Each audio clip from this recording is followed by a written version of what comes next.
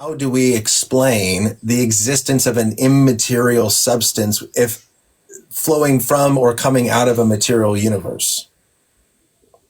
Well, they're not saying it's coming from the material universe, but that you understand that that question isn't establishing like an epistemic justification for the claim that theism is the best explanation, right? It's like if I said that um, there's a slice of grilled cheese on the floor, and I can either believe that it's like a human who dropped it on the desert floor, or it's like desert cheese fairies. And I asked the person, well, how would it have gotten dropped there? And the person has no explanation. You're not then just in saying that now I think it's desert cheese fairies, right? To say that it's the best explanation, what you would have to appeal to is evidential motivations or certain heuristics or explanatory principles that motivate the explanation over its competitive explanatory account. So I'm not understanding what's the evidences or heuristics or principles favoring theism. Well, I Because it think seems you keep saying you don't know how they're explained under atheism. well, I think it's a multiple facts, and I think that's a valid comeback. I think the point though is that the case is not for me. It's a cumulative case, right? So this is like going into a court scene and saying, okay, well, why do you think the gun is evidence? And I go, well, I think the gun is evidence because they owned it and it was found at the crime scene. It's like, well, that's not proof they shot it. And it's like, well, yeah, that's not proof they shot it, but this is still evidence to points to him being guilty, even though this does not complete the entire picture and questions can be asked and other questions can be brought up. I can still use this to say this is evidence that he is guilty because his gun was found at the crime scene. Now, I need other evidence to show you that he actually shot it, that, there's other pieces that go into it. And that's where I think this is a cumulative case where I think that atheism does fail in providing an explanatory the explanatory power for the existence of our consciousness and genuine rational thought. And therefore, then there are other arguments, though, that I think that then build on top of it to point to a theistic implication, like the cosmological argument. We're getting into here on the argument from contingency from Leibniz of that, contingent things require explanations. And so if we have now building back to contingencies, this was my question with Tristan, if our universe is something contingent, then that requires an explanation as well. And so I think there's contingency arguments, cosmological arguments, moral arguments, design arguments that then can build into this case. And Well, for the moment, I'm trying to understand how. Yeah, I'm trying to understand this argument and how you're supporting theism using the fact there's consciousness. One thing is, it just doesn't follow that if atheism doesn't have an adequate explanation or any explanation at all for the fact that that means theism is true. Surely you're not saying that.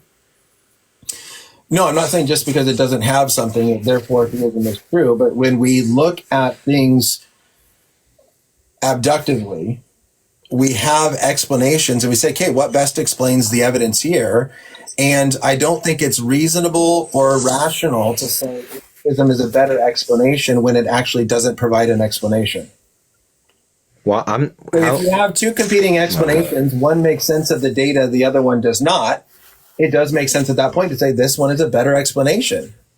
And until you can provide a defeater against this explanation or show why this explanation is in fact better, I am rationally justified in holding this as a better explanation. Well, that just goes back to my analogy where since my friend doesn't have an account for how it was a person and seemingly there's no explanation at all, given he has no explanation and I have one that's, cheese fairies, that doesn't follow that the best explanation is cheese fairies.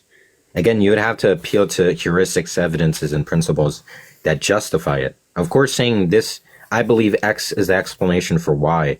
To believe X stands in an explanatory relation with Y, to be justified in that, you would have to produce an argument that X explains Y, rather than just saying, well, there's no other competing explanation that's as successful. Yeah, so I think your example of cheese fairies, I don't think is equivalent here. And the reason why is that the question is, there are explanations for cheese and how it gets on the ground, and you may not know. And so to posit something like that, I don't think is necessarily reasonable. But when you look at aspects of the world, now let's say this cheese happened to be floating in the air and no strings attached, or this cheese had something about it that defy the physical that you know, then you would need some sort of explanation that can account for those factors. And so I think that's the point here, is that if we have something about us that actually goes against the physicalist explanation, then you do have to posit something non-physical as part of the explanation to account for the non-physical part of us. And so I think that's where there's a difference between your cheese fairies, is that when we look at something, you have to have an adequate explanation for it. It doesn't mean you just instantly jump to fairies, but I think that's where consciousness to me becomes convincing, is that it is a non-physical reality about us that does not fit within physicalism, and so therefore there's a non-physical some sort of explanation that's necessary. The whole point of the analogy I mentioned in the cheese fairies thing is just to say that ceteris paribus, if we have a slice of cheese on the floor, that merely because I have no working theory against, contrasted to the cheese fairies, that just commits you to what's called a last man standing fallacy in philosophy of science, where to say that it's the only standing explanation does not actually offer justification to believe that's the explanation. So if I have an explanation and no one else has a competing explanation to offer, that doesn't mean the explanation I believe in is justified. So I'm trying to understand, why would I think it's theism, even if there's no good account from the atheism side? Because I think it's not just based on one explanation, but it's based on the cumulative case. Where it's this just happens to be the last thing standing, but when you have multiple different lines of evidence all pointing to the same conclusion, then I think you are rationally justified in holding that conclusion. It's not like, so it's like, Right, so it's not the phenomena itself is evidence for theism, or just from the hypothesis there's a God of the type, and we have the phenomena, there's consciousness. You're not saying that it's merely that the best explanation for the theory, independent of any background knowledge or any background arguments supporting theism, makes it that's like a good theory.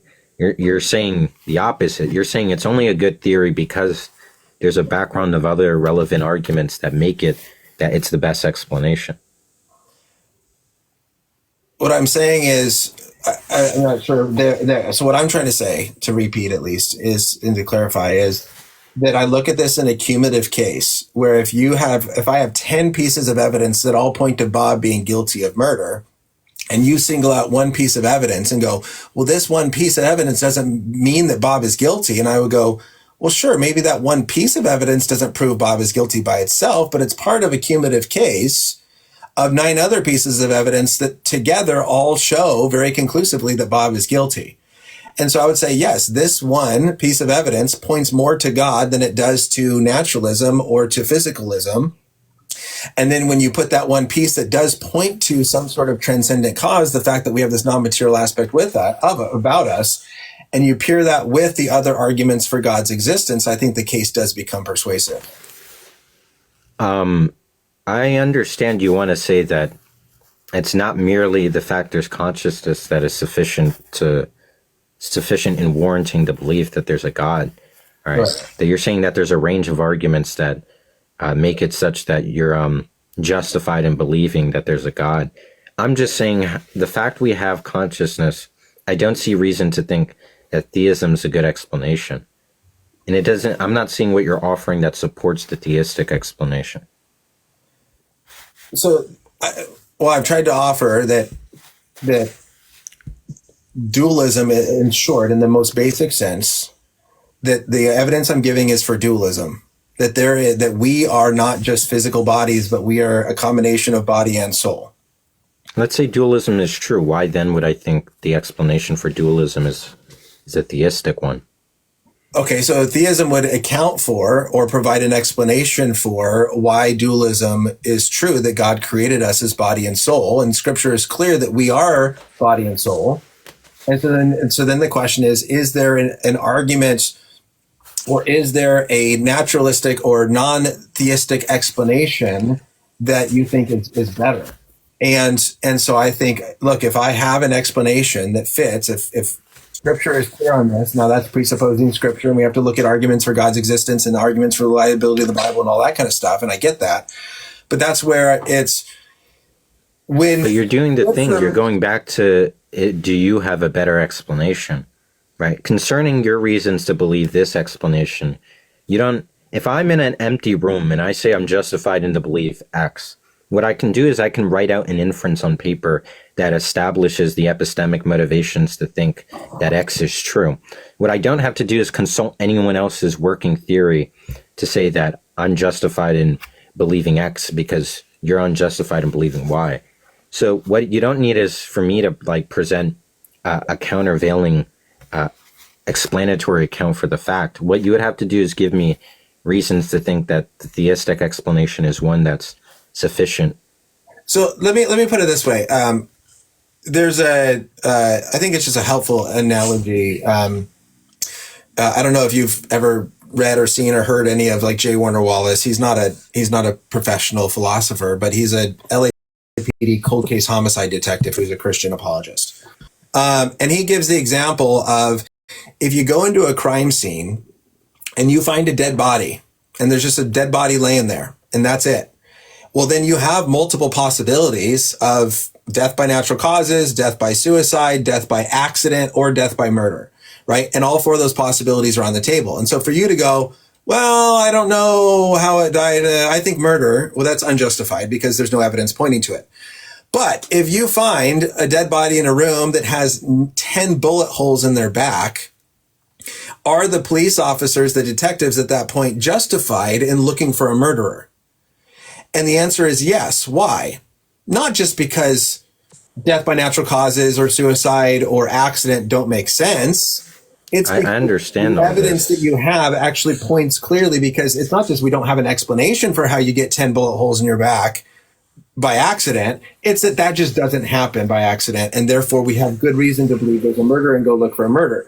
Now, if there's not an available murderer inside that room, then you have to look outside the room to say, okay, who came into this room, killed? Okay, who came into this room, killed? Okay, who came into this room, killed the person, and then left again? And so he uses that illustration to make a similar argument here where he says, look, based on the pieces of evidence and the facts of consciousness that we experience and know of today, eliminates other explanations as not being reasonable, just like 10 bullet holes in the back eliminate explanations of natural explanations of death as being unreasonable, not just because we don't have one yet, but we know it doesn't do that. And but all you're saying there is that there's evidence favoring the theistic explanation, but right. What is that evidence? So the evidence of us being conscious, rational, personal identity, the fact that we have souls, and that a soul, I think, has the naturalistic or non-theistic explanations being presented for the existence of a soul fail. And the theistic explanation for the existence of the soul goes through. Wait, so look, all there you named is just what's called the Explanandum, the thing to be explained. So we have the range of phenomena, which is having souls, having agency, having consciousness, rationality. Okay, that's all the thing to be explained. Now you had an explanon, meaning the thing that does the explanatory work, which is that theism is true, that theism explains the phenomena or phenomenons. And okay, we have that datum that you think is explained by theism. Now, what's the epistemic motivations to believe it, right? Just saying that this explanation can accommodate the data isn't giving the evidence that that explanation is what explains it. I want reasons to think that explanation is true. I mean, I guess I'm not seeing where the disconnect is here, because I feel like my live stream contains themes that are uncomfortable for some people and has been restricted, violates community guidelines. I don't know what about this conversation is violating community guidelines.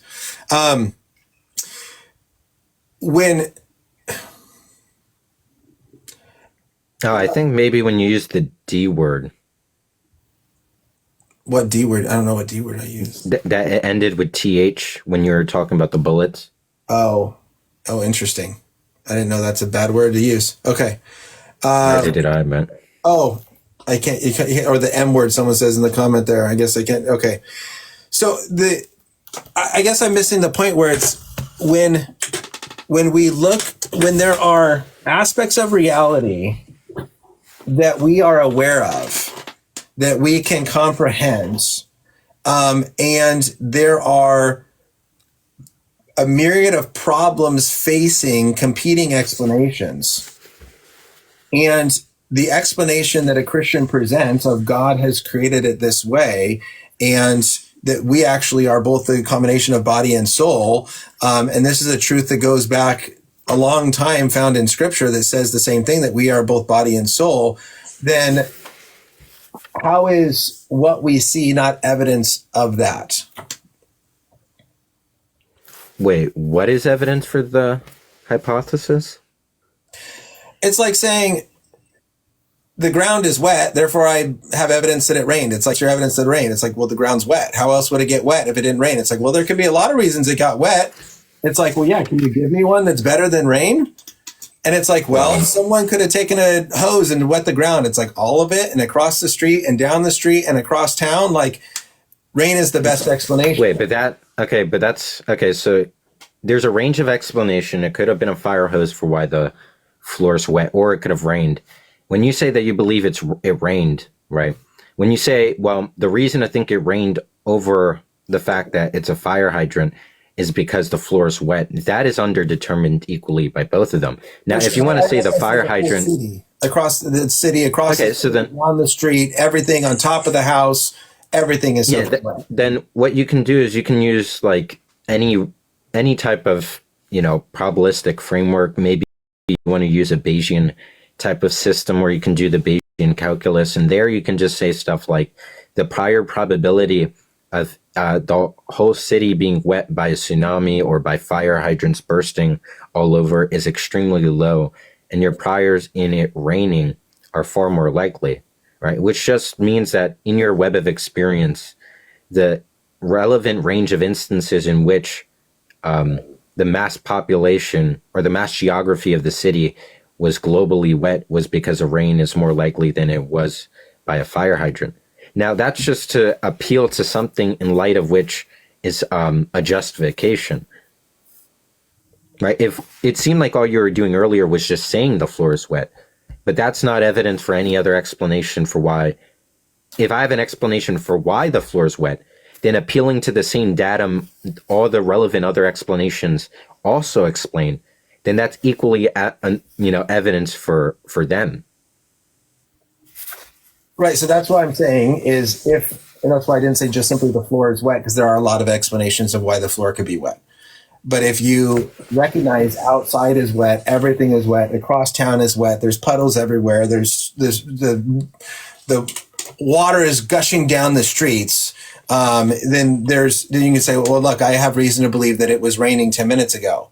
And you say, well, what's your evidence for that? It's like, because look around you, this is what we see. And there are not explanations that can account for this amount of water covering the entire city other than rain. And you go, well, just because it's the last standing explanation doesn't mean it's the true one. It's like, yeah, but can you provide a better explanation? And until you can provide a better explanation, I think I'm rationally justified in believing. Wait. So I think that's the same thing I'm trying to do here, and I don't see where the disconnect is and where I may be missing. The point in the raining one is that you can just offer evidential reasons to think that it's raining for why the floor is wet. If I asked you, like, why think it's raining over a tsunami, and you say, well, because the floor is wet and water's gushing down the streets, well, that's equally as expected under the hypothesis there was a tsunami. So what you would have to do is you would have to appeal to additional facets of the explanation that either more strongly expect the datum where it's greater evidence for that hypothesis or something. Okay, so the example you gave is where tsunami or rain could both account for the amount of water that we see. So do you have a competing explanation that can account for our conscious experience that we all are aware of, other than theism? Wait, but that's just not what we're doing. What we're trying to get is the evidence supporting the theistic explanation, or maybe not evidence, maybe it's just heuristics or principles or whatever. Well, hold on a second. I'm just trying to understand Go back to your tsunami thing. So I say, okay, it's raining, or it's the water's flooding down the streets, everything is wet, I think it rained. You go, well, it could have been a tsunami. And I go, well, that's right, it could have been a tsunami. And then you go, so what's your evidence of it being rain? Well, the fact that there's water everywhere and there's water flooding down the streets, right? That is evidence for rain. Wait, And the well, question is, are actually, there it wouldn't other because explanations that can also account for that same evidence? So just because there's look, another explanation doesn't mean you can't, that's not evidence for a theory or for a hypothesis. if if you're saying what's the conditional probability it rained, considering or versus, so it's either the disjunct it rained or it's tsunami. Conditional the probability. What's the conditional probability considering the datum that the floor is wet and water's gushing down the streets, right? In order to say one is more expected than another, you would have to like do the probabilistic analysis or the calculus to show that one's more likely. Okay, so do you have a more so that's the question is, do you have a more likely explanation for our conscious awareness that we have? And you go, well, Yeah, what's but your the evidence? point, My evidence is that we have conscious awareness, that we are free creatures, that we have genuine rational thought, and that we have a transcendent, enduring self through physical change. So those are the evidences that no, I because look at in nature that point to the fact that we are the combination of not just physical bodies and brains, but we have a soul. And so the question is, what non-theistic explanation of a soul do we have that has an equally good explanatory power? look, but I can do the same, and this is just to illuminate the issue that's going on. If there was a slice of cheese on the desert floor, and I said, I think it's explained by desert cheese fairies, and you say, what's the evidence? Well, the evidence is the fact there's a cheese on the desert floor, right? That's expected if desert cheese fairies exist. So the evidence is the datum accommodated by the explanation. But you That don't is have just to. not. But cheese on the floor is not needed to. There's nothing unique about cheese that then posits the need to have a desert fairy. Well, we're not making any claims of the explanations necessary. We're just saying that there's X is the explanation for the facts. If you saw magical floating cheese that was glowing green, floating in the air and moving around, now you would have to have some sort of supernatural or fairy-like explanation, because what you have is not just simply a piece of cheese sitting on the floor. Wow. And so, yeah, if all we were as humans were body and brain, then stay inside the physical universe and you can easily get body and brain within the physical universe and you never have to posit God. And to posit God within that scenario would be, I think, ridiculous. But Look, I don't see how you're committed to a supernatural explanation because cheese is glowing and floating, but well, I'm just you're posited, if your cheese is, if you have glowing green cheese floating and moving around in the air, then it's not just, well, some sort of human put it there. Something else is going on. That's all I'm trying to say. What I'm trying to say is, if all we were was physical body and brain, then yes, for me to posit, therefore we need God, would be equally ridiculous as if a simple piece of cheese was sitting on the ground and you say must be desert fairies. That's equally ridiculous. But what we're talking about is not a simple piece of cheese. We're not just simply talking about body and brain. If the arguments I'm making and what I'm saying that we're aware of are true, that we actually have something non-physical about us, well, now you need some sort of a way of explaining the non-physical. look, the point in the cheese case again this time around was to show that you can't just say the evidence for the explanation is the datum used that for which the explanation is levied to explain. Or else what you can do is just give circular evidential reasoning for any explanation, where if I have a slice of cheese and I say, I think the explanation is cheese fairies, and you ask, what's the evidence? Then I can do the same move and just say the evidence is the fact there's a cheese on the desert floor, because the hypothesis there's cheese desert fairies expects facts like there would be cheese on the desert floor. So that datum is expected under the hypothesis, which just makes it evidence. But that's the type of circular evidential reasoning, right? Yeah, I'm trying to understand what supports the theory. Because you're saying the explanation, well, like you were giving in the rain case, you said the evidence that it rained, which the raining explanation is used to explain the fact the floor is wet. You said the evidence for it raining is the fact the floor is wet. Right. That the floor being wet would be evidence that it rained.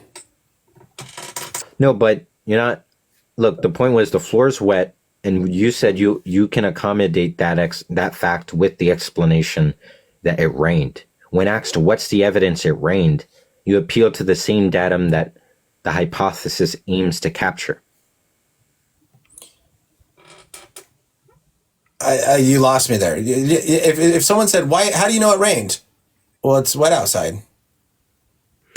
Like we Yeah, use but this sort of logic all the time, where we look at the world, we make observations, and then we say, "Okay, what explanation do we have that can satisfy or that can explain these observations that we make?"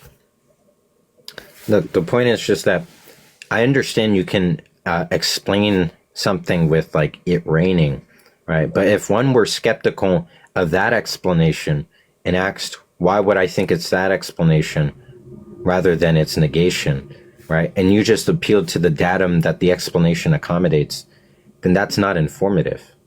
Just like if I said there's a slice of cheese on the desert floor and I explain that with cheese fairies and I ask what's the evidence of cheese fairies and you say the slice of cheese on the desert floor. Yeah, I don't accept that. I don't think that that is analogous. I've tried to show many times why I don't think that's true. I think in normal language, we are very simple to say rain. Well, why do you think that? Well, look outside. Everything's wet. Well, I don't think that was rain. You don't? No. What else could explain that? Well, I don't know, but I don't think it rained. All right. Well, that's weird. But if you don't have another reason for why it's all wet, then yeah, I think I'm rationally justified believing it's rain. So like, I think we use that sort of Wait, what? all the time. That's just doing the land. That's just doing the last man standing thing again. The It's not reason the you last think man standing, because it's not just saying I don't know why, but this is the only one left. It's that the evidence, the observations that we have are pointing to a conclusion that does satisfy it. if I said why would I think it's so we have the fact that it's raining or the floor is wet, and I say that I think it's explained by it raining, and someone asks why would I think it's explained by it raining rather than it explained by it not raining, all right? And you say, well, the floor is wet. Well, explanations that are not that it's raining would also just capture that same fact. Okay, so I do have to run here in a second. My family just got home for lunch, and so I got to get some lunch for them. But I'm just curious, what do you think would be a proper answer to that question then? If I said, hey, I think it rained, and you're like, why? And I said, well, look outside. Everything is soaking wet, and water is flowing down the street. What would be a right answer to the question, how do you know it rained? Yeah, so like earlier, I said you can do like a Bayesian analysis, and you can appeal to your prior probability, where the prior probability that it rained is is of a higher probability than it being a tsunami, right? The range of instances. There's no tsunami hitting Colorado, Yeah, so you can just say that the rain has a higher prior probability than there being a tsunami. So, and the way you would judge the priors is just doing either some type of private induction or a type of statistical induction, where basically you have some program where there's a range of events, the range of events in your experience in which it rained, and there was phenomena like that. If you have more experiences under which it rained than there was tsunamis, you can then say it's more likely based on a prior, or the prior probability is greater on it raining than a tsunami. That would be a justification. Okay, so I think that's what I've been trying to say this whole time, is that it's more likely true that it rained than anything else because of what we experienced. And I said that theism is more likely true than atheism based on what we experience. What I'm saying is different than that.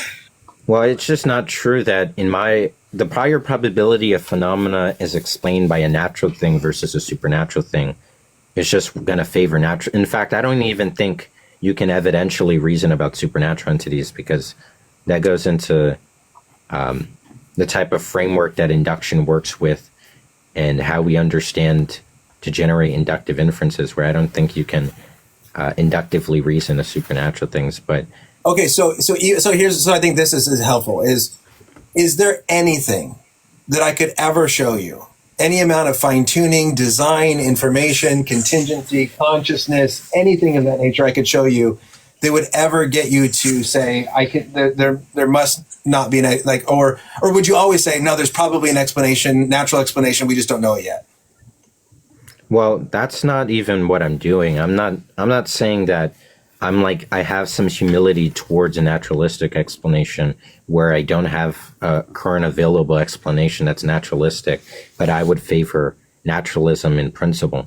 I'm just saying that I'm trying to understand the type of epistemic reasons that inform your belief, right? Why you're just in the belief you have. Yeah, so I And think the way I would put it, sorry, is sorry, I got to run. But the way I would put it is this: is I've talked to a lot of naturalists. I'm not saying this is you, but I've talked to naturalists and I've asked them, and they say, "What's your evidence for God?" And it has gotten to the point where they have flat out said, "There is no evidence that you could ever give me because everything that you say, I will always come back and say, no, there must be a natural explanation," because they're committed to naturalism. And I think that's where it's interesting is that from my perspective, what I try to do at least is to say, okay, there could be a supernatural explanation, there could be a natural explanation, or in other words, there could be an intelligent cause, or there could be a natural cause. Now let's look at the evidence with both of those causes on the table and see which makes sense. And I think that personally, I think that's a more open-minded, that's a way of taking my bias into account to say, look, this could be created by God, but maybe there's a natural explanation for this. Let me try to look at the evidence with both options on the table. A lot of atheists I talk to say there could never be a supernatural explanation. There's only natural explanations. Now let's see how we explain the world around us. And I say, look, that seems to allow for more bias to eliminate possible explanations than at least my view of Christianity does, where I say, okay, it could be intelligent. It could be natural. Now let's see which one makes the most sense. yeah, I mean, I understand that. I don't think you could. I think that reasoning to God explanatorily is confused. I think like fine tuning arguments are really bad, and design arguments, and kind of any argument that uses explanatory reasoning, kind of like the conscious one you gave.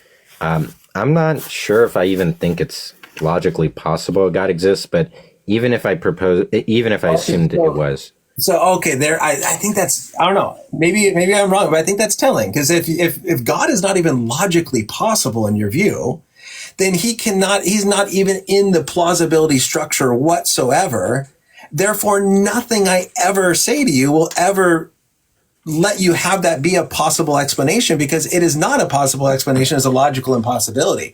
And so that's why we have to go back to talk about whether God is even logically possible, or we can have him as a possible explanation. Well, no, we don't need to do that because I can just say, because the reason I'm saying I'm not convinced it's even possible God exists is because me as someone who studies philosophy, I have a fleshed out ontological semantics where what I understand for something to be ontic would preclude supernatural entities, where it's just analytically true. Supernatural entities are not the types of things that can exist because the type of concept that's captured by the term exists is one where supernatural entities have some type of in-principle property that makes that tense, logically tense.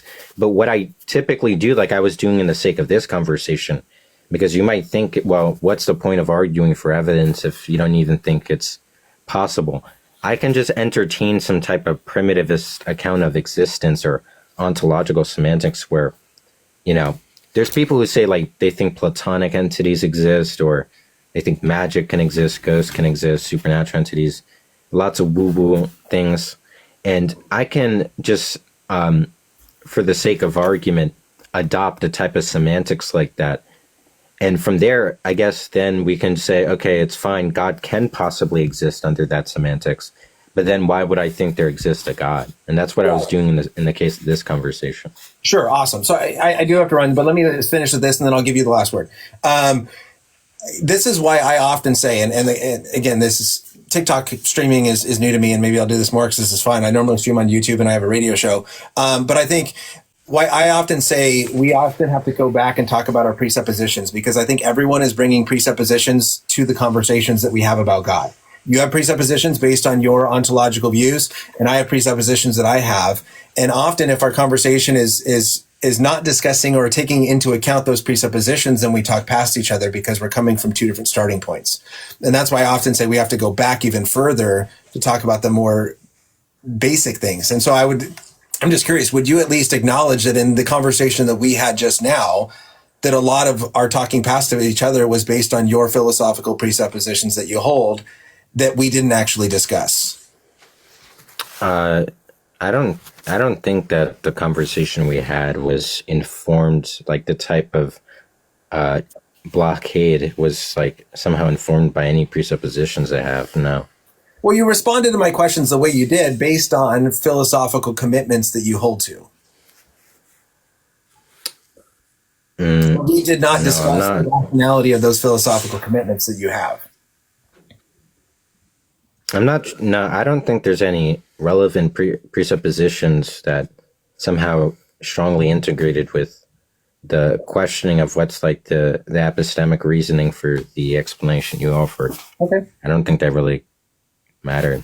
Okay. Fair enough. All right. Well, hey, appreciate the conversation. Thanks for joining. It was a lot of fun. I enjoyed it. And everybody else who was waiting, I apologize I didn't get to you, but I'll try to join later. Have a good one, everybody. See ya.